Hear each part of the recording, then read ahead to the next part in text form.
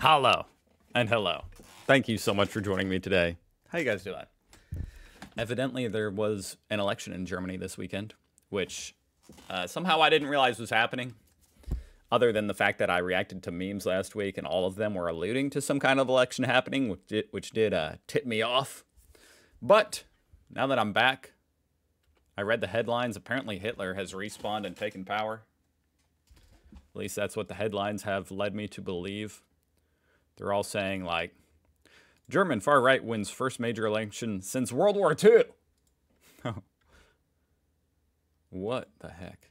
AfD makes German election history 85 years after Nazis started World War II. Oh my God. So, honestly, I'm just trying to figure out exactly what's going on, what happened. So, I don't even know what the elections were for. I know they were state elections. I don't know. I'm going to start with this video from a small and up-and-coming YouTube channel, the BBC News. Check them out, link down below. And we'll go from there. And as I always try to say whenever I do, like, react to, like, political stuff, this video isn't, like, political. I'm not even German. I'm not even European. So I'm not, like, I don't know. I'm not going to be voting. So I'm really just trying to understand what's happening. I'm very curious about what's happening. Polls have just closed in 2 elections in eastern Germany. Exit polls from the public broadcaster ZDF say that the far right... Why does this feel very amateur? No offense, BBC. Okay, I just had to say that. She has like something in her hand. I don't know. On the public broadcaster ZDF say that the far-right AfD party has won the most votes in the state of Thuringia, but might... I guess they control their own teleprompter over there at the BBC. I'm so sorry. I have to, like, say these things that I notice, or else I won't stop thinking about it. Right, AfD party has won the most votes in the state of Thuringia, okay, AfD, but might not be able to form a government. The party's anti-immigration, wants to replace the euro with the Deutschmark, and opposes the national government's approach to the war in Ukraine and climate change. So they want to pull out of the euro and bring back the Deutschmark. Okay, that's really interesting. It's the national government's approach to the war in Ukraine and climate change. Let's speak to our correspondent in Berlin, Damien McGuinness. Damien, give us the figures if you would. I guess I say it's interesting about the Deutschmark and the euro just because, like, inflation has been such a hot topic, rightly so, for years now. And I guess that's them saying they want to back out of, like, the central governments, the rest of Europe kind of influencing their currency. I don't know. I find that kind of interesting. Yeah, so these are 2 regional elections, very important when it comes to figuring out transport policy as well as education policy, very similar in Britain to, say, what would be the Scottish election. So very important elections in their own right. And what we've seen is an historic win for the far-right Alternative for Germany party, the AfD, in Thuringia.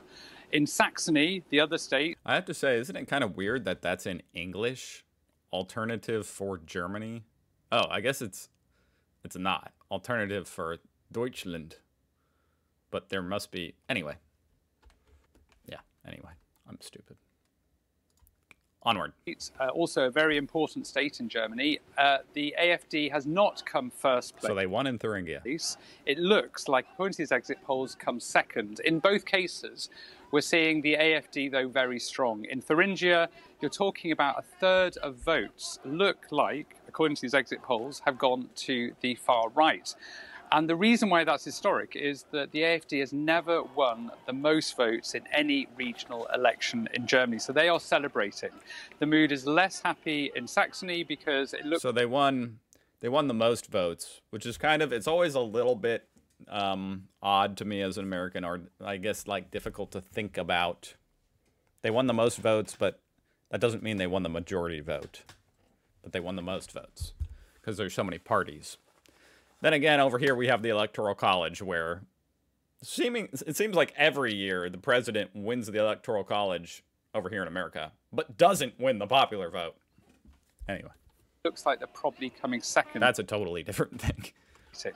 The mood is less happy in Saxony because it looks like they're probably coming second. But, you know, crucially, Martin, either way, they're not going to get into government. And that's because this is a party that is incredibly radical, particularly in this region of Eastern Germany. Thuringia, the leader of that regional party. You know, and once again, I'm not political. But at what point is it not radical if they win the most votes? Do you know what I mean? Like, I feel like that's the Overton window. I guess it depends on what you're talking, like radical relative to what? Thuringia, the leader of that regional party, has been defined by courts as a fascist. So legally, we can call this man a fascist. And that is why no other party will work with the AfD. So they won't be able to get into government because you need... So they can't form a coalition. Coalition partners. What they can do, though, with... I have something in my eye, by the way. I'm not like... I don't have Tourette's or anything. Not that it would matter if I did, but I just... yeah, I'm like trying to get a piece of dust out of my eye. Third of the parliament seats taken up by the AfD is they can block pretty much any progress. They can make it very difficult to form any governing coalition at all, because particularly in Thuringia, it's looking right now almost impossible to form a majority government. You're going to have some very wobbly coalitions. Maybe the Conservatives will have to form a coalition with a new radical populist far left party, which is barely possible. You might have three-way coalitions, maybe even four-way, maybe minority governments. What that means on the ground for those people in those regions is that it's going to be very difficult to push through any particular policy. And what this means nationally is this is a real signal for national elections next year here in Germany, where the national parliament is going to be voted. And people are really looking at this with fear, because what we've seen is the national governing parties in both those states have been really punished. Olaf Scholz's centre-left Social Democrats have really had a battering. They managed to get back into parliament, but barely. So it's bad news for the central government, because it's a bit of a slap in the face for them, to be honest. And it is good news for the far right. But if the AfD have done so well, and it's sending a message to the other parties that there is support for their ideas, that there is concern amongst voters about matters such as immigration, how are they going to respond? It does feel like immigration is the #1 by far hot topic. I guess that and the economy. Like high prices, high housing, high inflation, and immigration.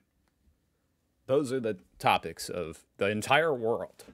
We've already seen a big response, really, because immigration and migration as a whole has been a huge topic in Germany for a long time. And the AfD has really influenced, particularly the Conservative Party, but also the centre-left Social Democrats. And now, to be honest, it feels like all anyone talks about here is migration. So it can't be said this is an issue which is being ignored. The AfD has put that onto the agenda. What we are seeing, though, is some specific regional matters in Eastern Germany to do with the history, to do with trauma suffered in the 90s, also to do with a traditional lack of party loyalty. These are voters who are happy to switch parties. And a lot of people who voted AfD this time might have voted centre-left last time. So there's no guarantee this is going to stay, and you can't really translate this onto national politics. The difficulty is that the AfD is in particularly this particular region, has defined itself as a party that wants to undermine the democratic structure and the state of the democratic government of Germany. And that's a difficult position, because what a lot of politicians would say in other parties is that people are voting for a non-democratic party. The difficulty is, of course, if a third of people are voting for that, what do you do? How long can you keep up this firewall, which essentially is trying to keep out the AfD? So it's an ongoing... It's almost like an oxymoron. People are democratically voting in an anti-democrat party based off what he's saying. Question. There's no real answer to it. What we will see is a lot of people looking towards Eastern Germany to see what now happens. These results were expected, so it's not going to come as a shock. There are going to be more elections in a couple of weeks' time, which... I guess that's not an oxymoron, but it seems odd. ...will be less dramatic. And I think once these elections are out the way, we're going to see a less ferocious political rhetoric and probably a lot more cooperation with parties. And already what we've seen are some quite drastic measures in order to curb migration. So probably it's going to have a big effect on... national politics as well. Damien McGuinness in Berlin. Thank you. Okay, all right. Okay, that video was... I think we need to dive a little deeper. I'm always curious about what the comments say. Usually they're turned off on political videos. So let's see. Germany for Germans equal far right. I did notice this video has a lot of downvotes. The BBC absolutely loves the phrase far right. I've never heard the mainstream media use the term far left. Well, to be fair, I think he just did. Maybe the Conservatives will have to form a coalition with a new radical populist far left party, which is... But I guess unless there is a new radical populist far left party, then maybe he was talking like abstractly. Obviously, this video is talking more about the far right, but I just had to say. He did say it in this video. I'm bored with all this far right BS. Wow, so this is a very conservative comment section. That's kind of interesting. I feel like usually it's the opposite, which is just kind of interesting to me. Okay. Okay, this is another video by EU Made Simple. Seems like a really cool channel. Check them out, link down below. I'm going to at least react to part of this. Get a more overhead view of what's going on. Why should I care about some state elections in Germany? Well, let me tell you, these results could be a sneak peek into next year's national elections and might even send ripples across the EU. And wow, these results were fascinating. Imagine this, a far-left conservative populist, yes, you heard that right, left-wing and conservative combined, and a far-right party both scored big wins. But before we dive into the juicy details of these elections... It seems like populism, populist parties in general, outcomes and their potential impact on Germany and beyond, let's take a quick detour to explore the intriguing world of German politics. Germany's political system operates on a principle known as federalism. At its core, federalism means that power is divided between the national government, the federal level, and the 16 individual states, known as Länder. Each of these Länder has its own parliament and government, giving them significant autonomy to make decisions on various issues. The federal government also has a not unlike the United States parliament called the Bundestag and handles nationwide responsibilities like foreign policy, defense, immigration laws, and taxes. Meanwhile, the Länder have control over education, policing, cultural affairs, and healthcare, allowing them to tailor these areas to the specific needs of their populations. This balance of power allows Germany to maintain national unity while respecting regional diversity. In the state elections, like those in Thuringia and Saxony, the residents have the opportunity to vote for representatives in their state parliaments, known as the Landtag. But here's where it gets interesting. German voters actually get 2 votes. To show you how this works, let's dive into a real example from Sunday's election. There must be more state elections coming up, because I'm just thinking if it was only in these 2 states, why was everybody talking about it in the subreddit?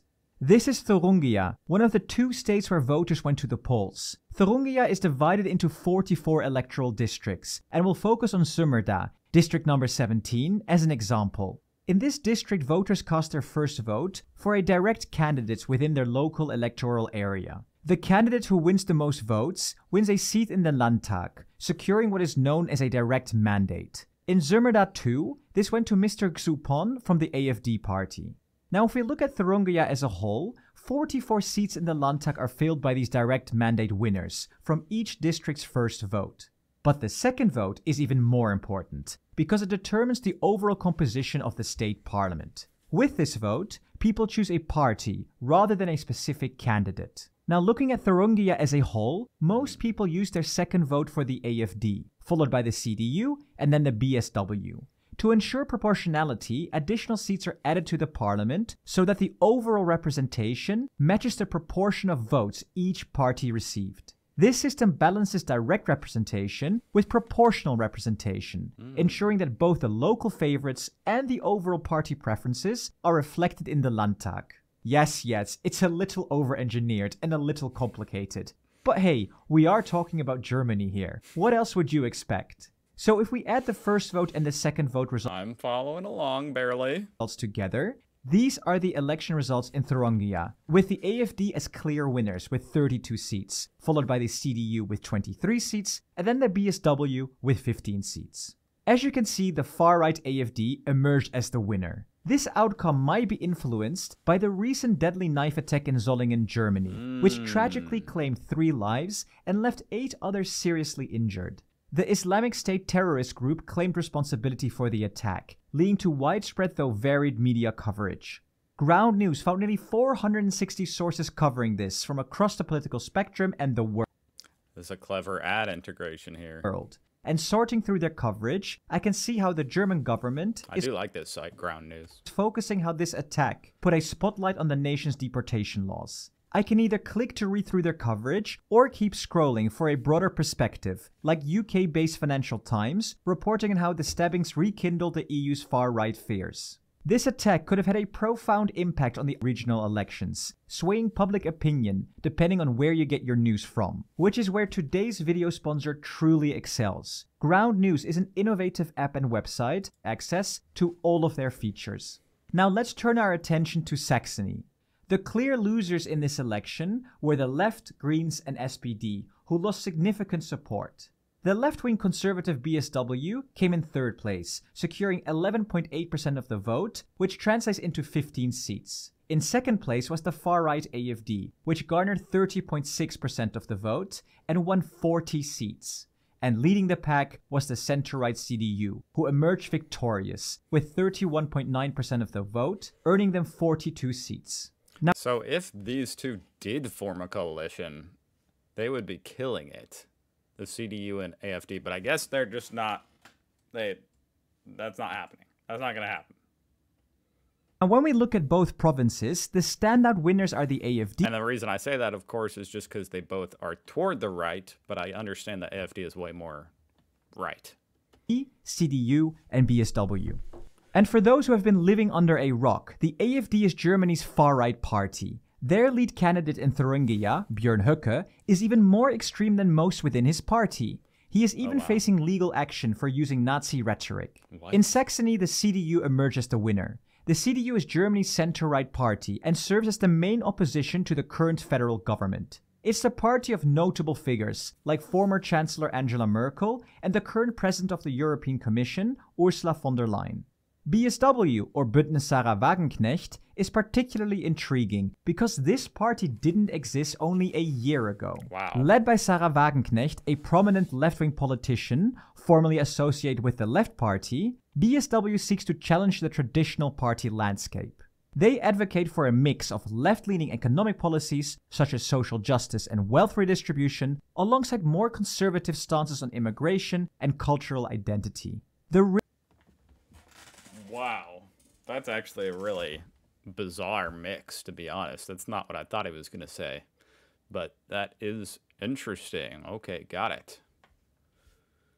Real challenge. That is the cool thing about having so many multiple parties to vote for, is you can have interesting mixes of policies that over here in America, people act like it's not even possible. It's not even possible. You can't be, you know, anti-abortion, but pro-universal health care or something. Like, you just can't do that. It's not possible.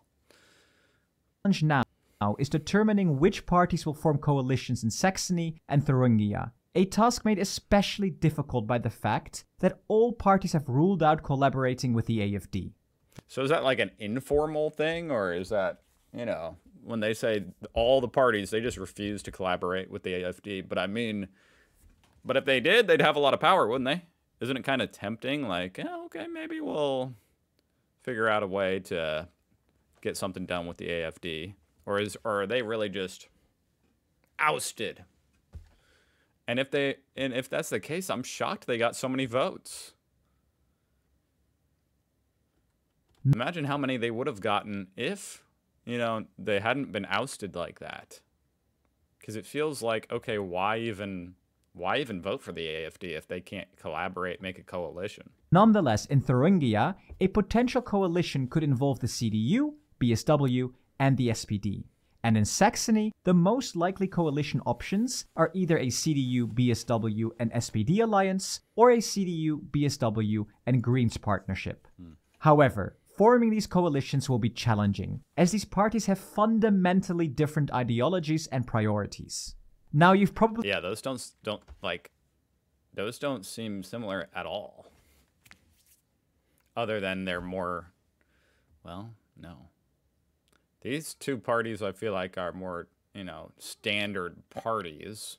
That's the only similarity. These parties have fundamental... These kind of remind me of, like Republican, or like, normal old days Republican over here in America, and kind of like Democrat, but certainly, more left than Democrat, I think. Mentally different ideologies and priorities.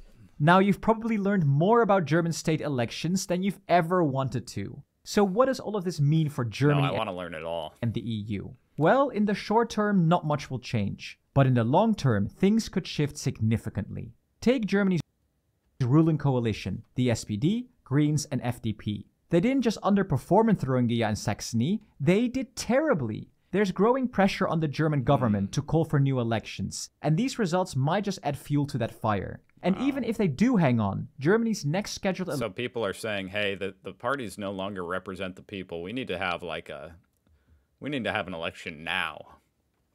Elections are next year, which could see them suffer heavy losses. Current polls suggest the CDU will win, with strong gains for the AfD and BSW. And while the CDU remains firmly pro-Ukraine and pro-EU, their talk of tightening border controls could put them on a collision course with the EU. But considering that very few seem to be happy with the European migration plan, this could be seen as a good thing. As for the AfD and BSW, they're even more at odds with the EU. Both are critical of support for Ukraine, and the AfD wants to abolish the euro and possibly exit the EU altogether. So, the next year is shaping up to be... Wow, that's so fascinating. They definitely give off like Trump vibes, AfD. You know what I mean? I'm sure I'm not the first one to draw that comparison, but that's what it kind of feels like. Those are kind of like Trump voters over there in Germany, AfD. It looks like Brandenburg is up next as far as state elections in just a couple weeks, so that'll be interesting to see how that one plays out. Well, it looks like the AfD is leading there as well, 25% in the polls. Oh, but this new BSW is surging. That is pretty fascinating. Well, that is a whole lot to take in and understand. I'm doing my best. Thank you for watching. I'll see you guys tomorrow.